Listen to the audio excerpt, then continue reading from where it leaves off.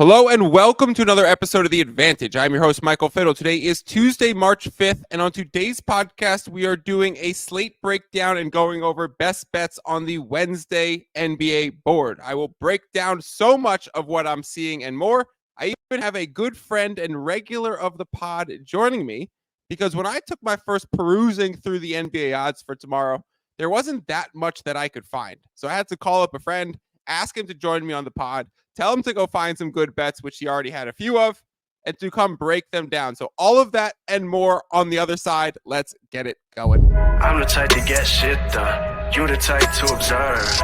March Madness on my speakers, but today's November 23rd. Got something loud in the blunt, yeah. I do and say what I want, yeah. Probably somewhere sunny getting tan. Foreign women in the sun, yeah. That's all that I need. That's all that I need. That's all that I need. Got my brothers with me.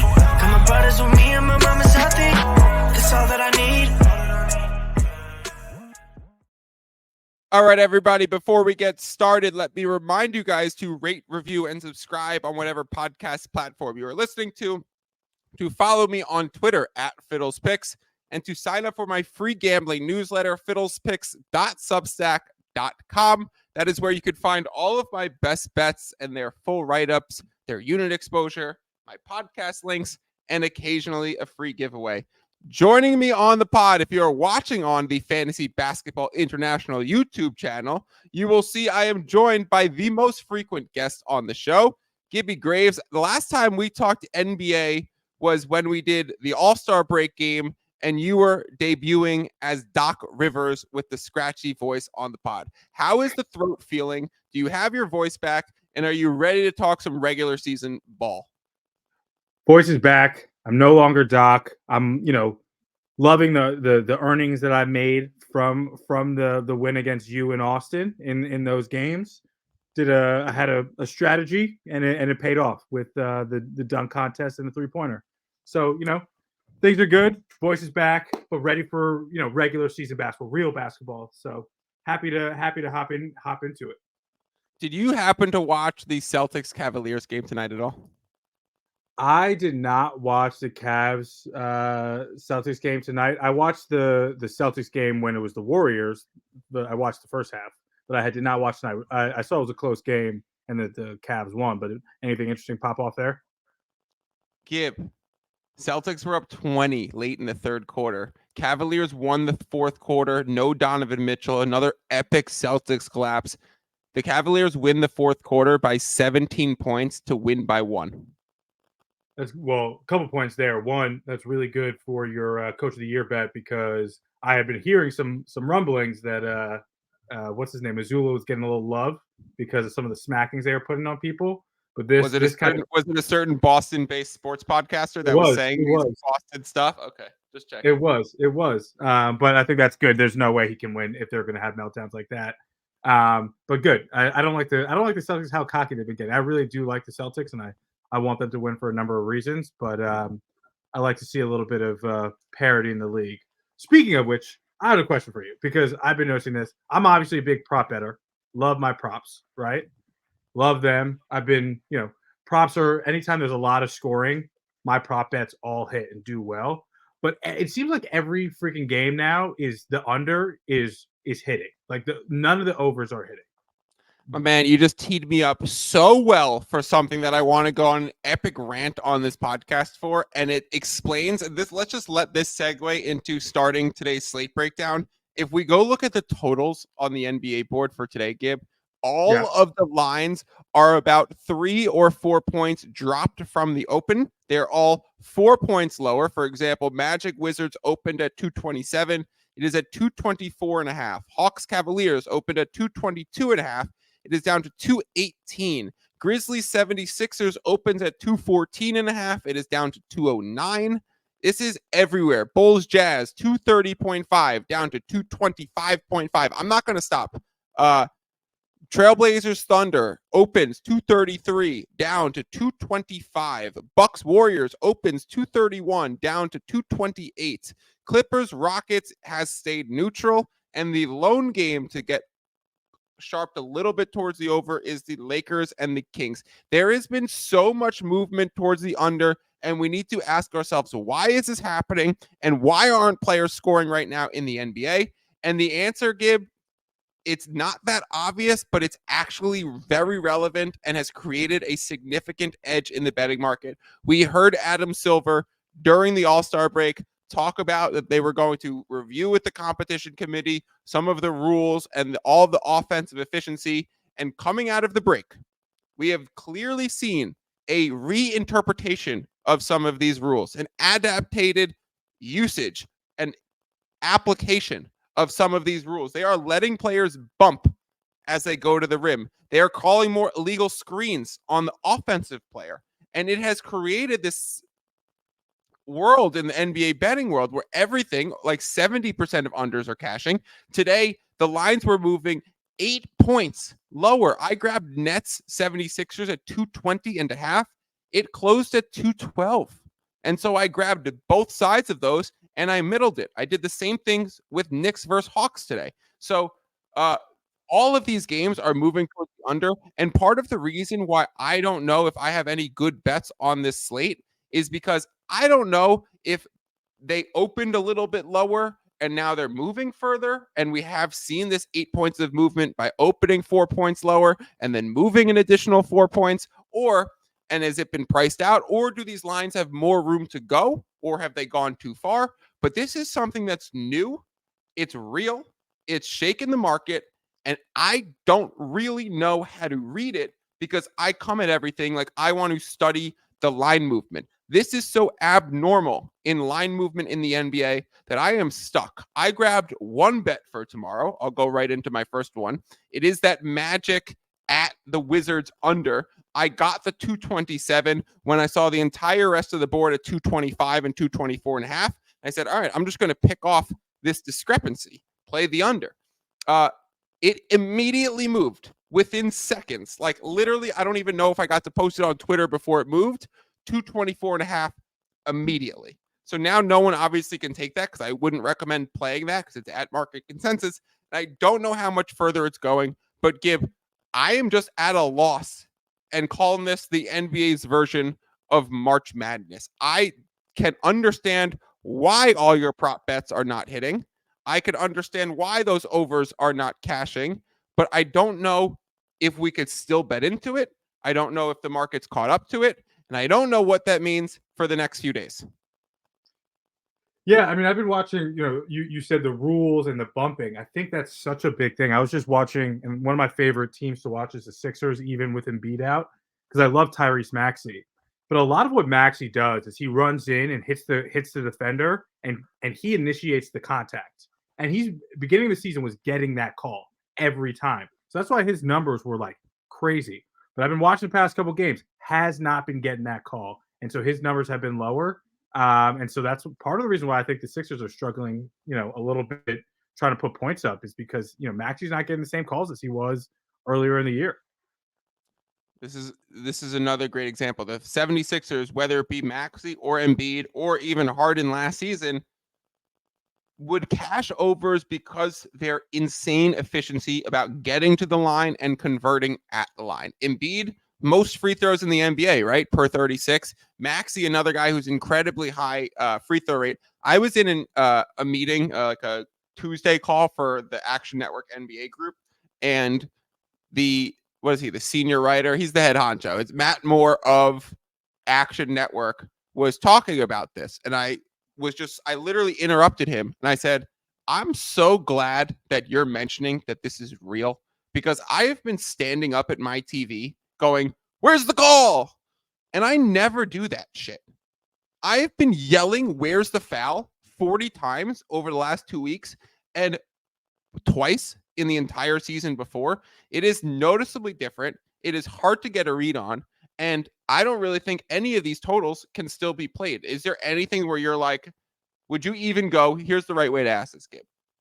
Are there any of these games where you think the market has maybe overreacted?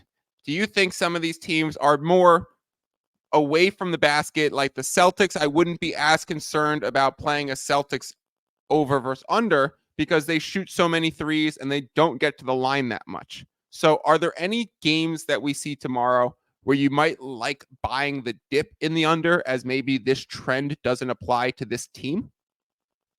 The only one I said, and this might go back on what I said, I'm looking at the over under for the Grizzlies Sixers at 209 or 209 and a half. Is that what you have it at? Yep. I know that these teams, like Maxi's not getting the calls he used to, but 209, I feel like that's really low. I feel like that's playing to the market a lot. That might have to do with the Grizzlies, like they basically have a G League team out there.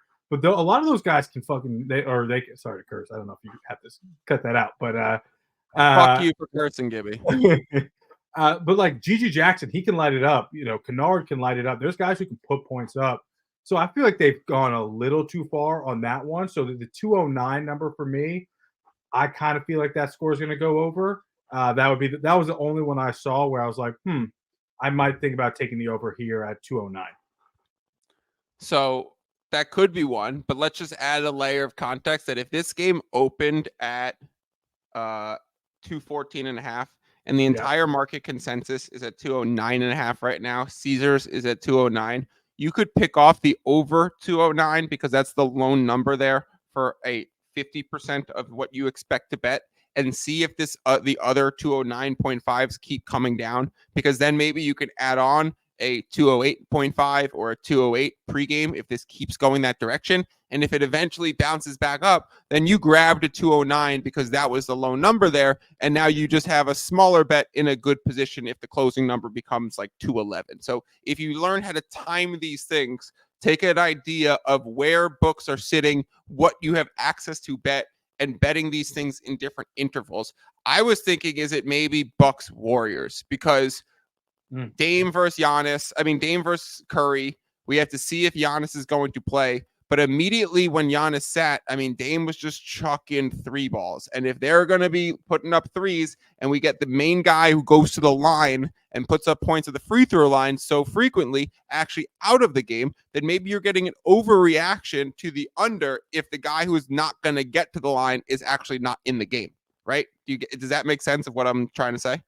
Yeah, no, that makes sense. Do you think so? You're even if Giannis isn't playing, you still like this over? Again, I would try and time it correctly. I'm going to look at the numbers right there. Let's do the same thing with this example. This is just these ideas can be reapplied everywhere. So BetMGM is at 227 and a half. Caesars is at 228. FanDuel and Fanatics and Bet Rivers are at 228 and a half. And the opening line was 230 and a half. So it seems like we have everything trending in one direction. So I even wouldn't go pick off the 227 and a half right now. I would continue to wait this out. Maybe see if Giannis gets ruled out. This total would drop to 222. And then you play an over saying that drop is actually a false flag. I like that. I think I think about it from a basketball perspective. Like, is there anything about the Warriors scoring like 70 points against the Celtics that they're going to try and come back and absolutely light it up in this game? Did you hear what Draymond said about their game plan for that matchup? It was like you're trying to basically throw them off their rhythm and like all those kind of things. Jaylen Brown's a 34% three-point shooter, and like I was like, listen, man, if you leave an NBA player who's an all-star, who's an all-NBA caliber player, wide open for three, he is going to hit them. He is a good shooter. Like, he's a terrible 34% when he's wide open. He's 34% when he's contested on closeouts. Yeah, and if you see the shots that Jaylen Brown shoots, they're usually tough shots, and that is why his percentage is a little lower. He's a good shooter. Like it was. I almost thought it was like an ego thing with Draymond, where he was like, I can get in his head. I can punk this guy by like sagging off. And it's just like, it doesn't make any sense, Draymond. You're not going to punk Jaylen Brown, who's an all NBA guy. You can punk. Like, he's got the biggest bag. He just tried to punk the guy with the biggest bag in the league this year. Yeah, he's got the biggest bag in league history. He's on a $300 million contract. You're not punking this guy. You're punking two-way players who are like a little bit nervous about making the team. This guy ain't nervous about nothing. Also, I felt like going back to the coaching style of Joe Mazzulla, one thing that he doesn't get enough credit for is the idea that the stubbornness of the 3-point creates an ability to set your half court defense that much better. So he thinks not only is it a higher value shot, it leads to a better defensive possession if you do miss. So by letting Jaylen Brown, the Celtics' second best player, maybe not their second best shooter, but their second best player and scorer, just take these like actually open threes, like actually open, like not closeout contested, like legitimately open, being kind of left threes, then you're allowing the Celtics to kind of do exactly what they want. So saying that you're taking the Celtics out of offensive rhythm by giving them exactly what they want was another like Draymond slap on the forehead. You should have had a V8. Yeah, it was. Listen, I get Draymond is trying to like they have a mental edge over the Warriors for sure, or they did because of like the championship and they've won a bunch of games in a row against them, and he was trying to flex that. And I think this is a different Celtics team. They're a different mindset. I think Missoula's actually doing a good job coaching them, even though they lost last night today when they should have won. And so they're not scared of the Warriors. Like the Warriors are I think they're more worried about the Nuggets than anything. Like they're not worried about the Warriors anymore. So let's pull up the odds screen right here. This is the FanDuel odds screen. I always show it when I do the podcast. I do believe it presents the best user interface to go through this. I like how 100% agree. It highlights. I just like especially when I'm sharing the screen on a podcast, and then you could drop down the stats and see some last five, see some spread money line, total record, see the betting split. So this stuff, it should be used.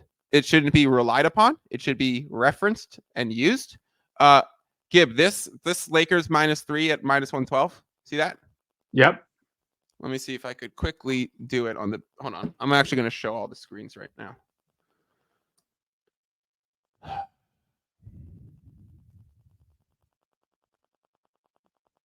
going to share this tab instead.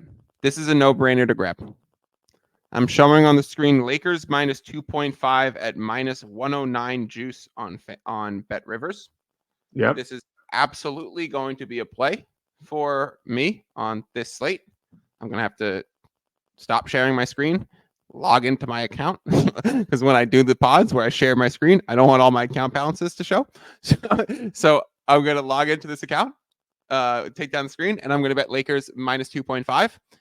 It's a simple, the King at home, rested. Kings, I've talked about them.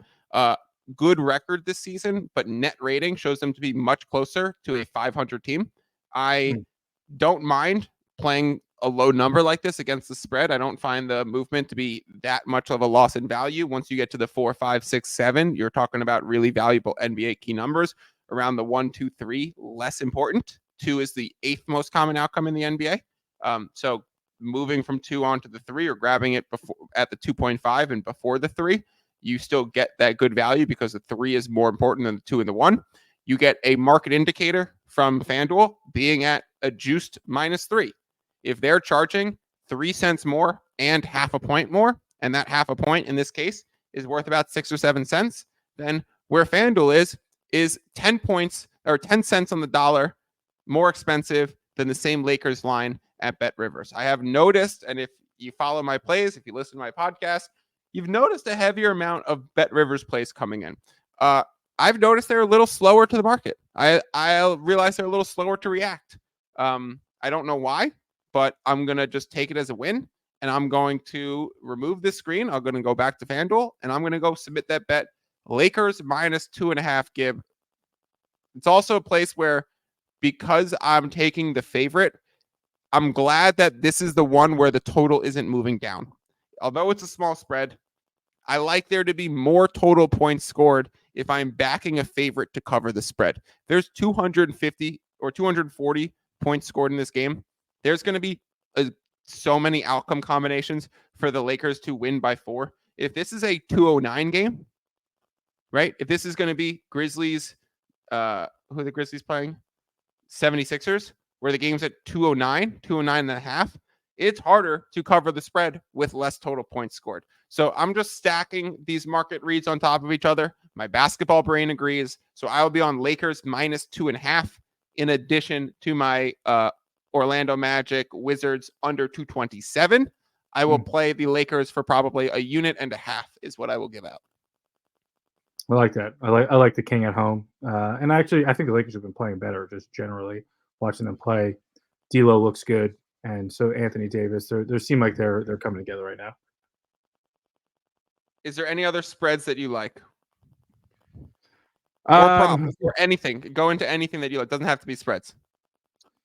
One thing that I was looking at, I was looking at the Cavs Hawks game. I've been watching the Cavs a lot recently, and watching the game today.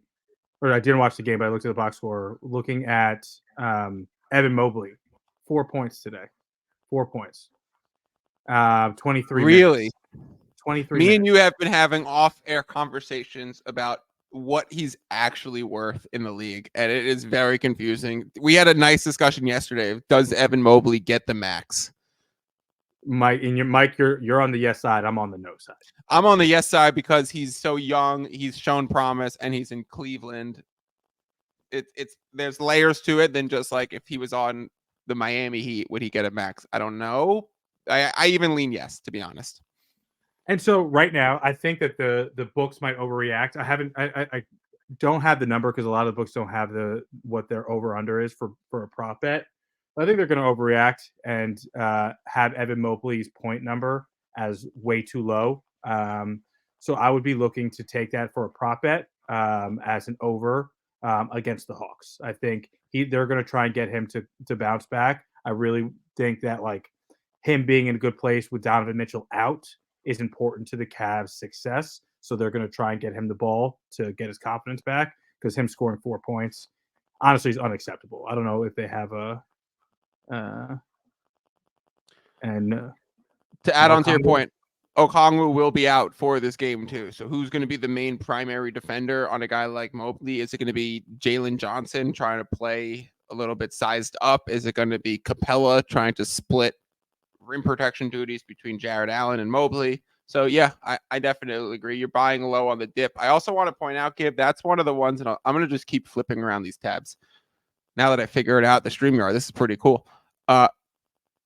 Atlanta Hawks +1 at Bet Rivers, talking about Bet Rivers being slow. We were talking about where this game was priced before we popped on, and BetMGM had locked it because all of the places were making the Cavaliers 1.5 point underdogs. And you said, oh, but BetMGM still has the Cavs as 1.5 point favorites. Share this tab instead. BetMGM has gone back online with the +1.5. We have the FanDuel with the +1.5 on the Cavaliers. We have literally every book with +1.5 on the Cavaliers, except for Atlanta Hawks being +1 at Bet Rivers. Now, I talked about the number one, kind of just talked about it when we were going through the Lakers with 2-1. 1 is the 11th most common outcome. It's very rare for NBA games to end on 1. So paying -117 juice for the +1 versus taking a -1 or -1.5 at like -105 juice, if you could go find something a little bit less juiced, less vig, then I'd rather pay less vig and just take the Atlanta Hawks. Were you saying you were on the Hawks side? You liked Mobley's over prop. You didn't have a side for the game.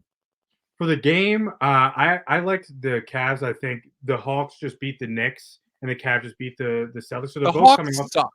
Even though the Cavaliers, like both teams are down their best player, the Hawks fucking stink.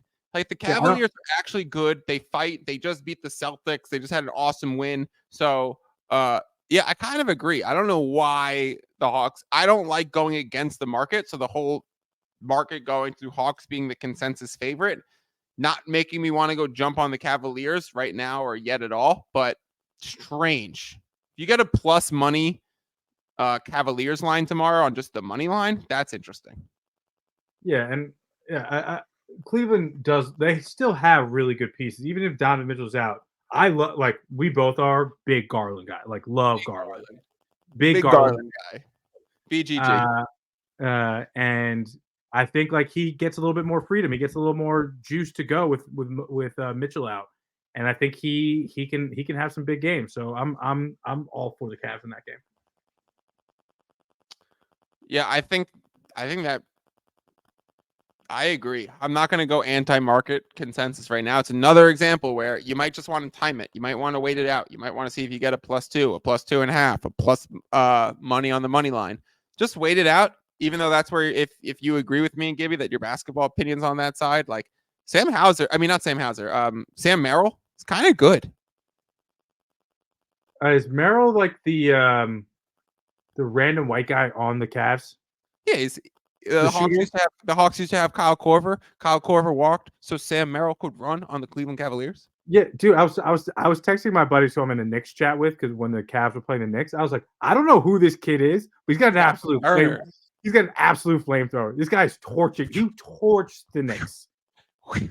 Yeah, he popped up on the injury report in like late January with a wrist injury, and I whammed the under in that game because I knew how important he was to their floor spacing and their shooting. And I knew that as soon as Merrill was listed as hand injury but going to play, I was like, the line's not going to react, but the actual game is going to be changed. So one of my biggest victories of the season was capping Sam Merrill's hand injury as being a bigger deal than the market estimated it.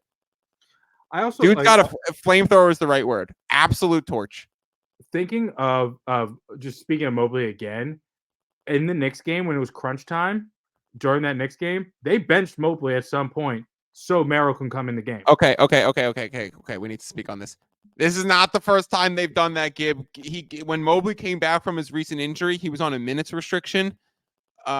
It wasn't me who realized this. I heard Windhorst talking about it, and if Windhorst is talking on the Cleveland Cavaliers when he was from the Akron Beacon Journal, then he's the most dialed in like national reporter on the Cleveland Cavaliers.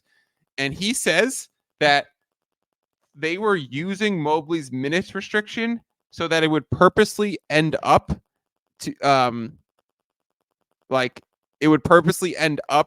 expiring with 6 minutes left in the fourth quarter. So that way he would be benched for the stretch run because of a minutes restriction. But really it was, we understand that our floor spacing is not good with you. And if we have Donovan Mitchell, we honestly just want Jared Allen and shooters.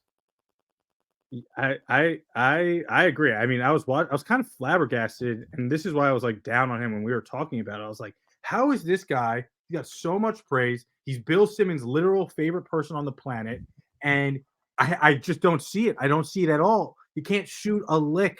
He's not a threat on offense. He like good defender. I'll give you that.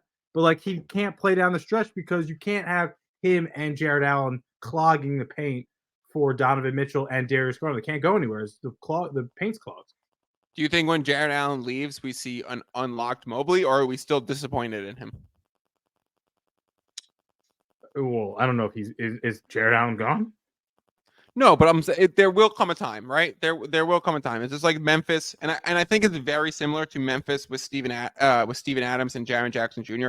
Because JB Bickerstaff was the coach for young Jaren Jackson and then became the coach for young Evan Mobley and said, we want to pair you with a rim protecting big as the 5 in your development years. And then when you turn 27, 28 and you bulk up and you put weight on and you get NBA experience under your belt and can bang a little bit under the glass, we're going to shift you over to the center. So I think we're seeing that happen with the Grizzlies now. And I think it's just a matter of time for Evan Mobley. But I have a hunch, and I feel like you're going to agree with this, even though I'm higher on Mobley. My hunch is that when Mobley makes the slide to center, we don't have the immediate Alperen Şengün breakout. We don't have the immediate, like what Jared Allen was even doing, or essentially what Miles Turner started doing when Sabonis left, or what Sabonis started doing when he was alone. I have a feeling we're still going to be like a little bit complaining about Mobley, even when he does get that full-time 5. Yeah, I don't think he has a skill, like, unless he develops it. I don't think he has a skill set to put out those big numbers that you're looking for in Şengün. I think, like, if they do get rid of Allen, you know, it sucks. I think the perfect player, if Jared Allen was to leave, is Lauri Markkanen. I think he'd be perfect next to Evan Mobley. And Donovan, that's perfect. It would be so perfect. But he's not leaving Utah though. There's no chance. He's not leaving Utah at all. And like he flourished there and didn't do well when he was with the Cavs. They almost like kind of like made him shrink a little bit. But Evan Mobley wasn't like he was a first year player maybe when they were around, and Jared Allen was like his all-star year. But like having a guy who could stretch, and then so Evan Mobley can really roam where he kind of thrives, and he could just be a quicker center than a lot of the big guys and kind of take advantage of those matchups would have been perfect. So I don't know if you can find a shooter of like a 4-man shooter who can step out and still create spacing that Jared Allen can't. I think you could see Evan Mobley thrive, but he's not going to put up gaudy numbers that you may want from a center or for someone who you think has Evan Mobley's potential. Who's the best player in 4 years from now? Chet, Evan Mobley, or let's just stick there. Chet's better. Chet's just a better player. Yeah, I think that's what we're seeing. All right, let's add in Cade Cunningham. Ooh, I love Cade. I know people are down on him a lot of times. I would, are you saying who's a better player? Who would I rather have on my team? I'd rather Chet. I think there's a lot of good ball handlers, a lot of guys who can create their own shot. But Chet, what he does defensively, the shooting he has, he can stretch the floor. He's also a pretty good passer. I'd rather Chet. All right, let's keep this going. This is a lot of fun. Which struggling young player do you think is better in 3 or 4 years from now? Scoot Henderson, or I want to say Jabari. Let's go Scoot versus Jabari. Jabari Smith or Jabari Parker? Jabari Smith. Or Jabari Walker, because he's the newest young Jabari. Is that the guy in the Pacers or the guy on the Pacers? It's either Pacers or Portland Trailblazers. There's a guy like Jarris Walker. Jarris was Pacers. Jabari Walker is Portland Trailblazers. So you're saying Jabari Smith or Scoot? Jabari Smith, not even close. Okay, Scoot Henderson or Jalen Green? Jalen Green. I agree. Nice. We normally disagree on this one, and actually, you have the worst eye for talent development of all time. No, so that's changed. We're wrong. That has changed. Everyone who's listening on the pod, Gibby has gotten a stapled bad reputation since Evan Turner was drafted, and he came up to me in high school and was promising me Evan Turner was that dude. Yeah, but this changed. I was a big Paolo guy. You were a Jabari guy. I got that one right. Yeah, you were Paolo, and I was Jabari, and I'm still holding out my Jabari stock. I'm still holding out my Jalen Green stock. I think I might be willing to sell some Evan Mobley shares, to be honest. So see if I can find any buyers. All right, let's just quickly review best bets that we gave out, Gib. I'm going to be on Lakers -2.5 at -109 at Bet Rivers. Let me make sure it's still definitely there. I'm going to try and get this posted as soon as possible. We kind of like the Bucks Warriors over. I'm probably not going to bet it. Definitely not yet, but that's kind of maybe where you'd go against market consensus. You gave out the Evan Mobley over player prop. We'll see exactly where that comes out tomorrow, but maybe buying low as a reaction of the 4 points tonight with Donovan Mitchell out, with Onyeka Okongwu out. And I'm on the under Orlando Magic, Washington Wizards under 227. Did I miss anything, Gib, or are we good? I think we're good. This was a fun one. All right. Maybe I'll have you join me for some more often slate breakdowns. Guys, if you listened today and you liked Gibby's advice, I guess I'll know based on if they win or lose. But let me know, and I could even do some slate breakdowns with people, or I could just do them on my own because I know I go really deep into some strategy stuff. So let me know. Gibby won't be offended. He'll be on a million podcasts anyways. Gib, thank you for your time. Listeners, thank you as always for tuning in. And I will talk to you guys on Sunday, as I will be with AV for an episode of Check Ball. Peace out. You just listened to another episode from the Fantasy Basketball International Podcast Network. Thanks for joining us. And for more information about joining our community, please check out our website at fbibasketball.com.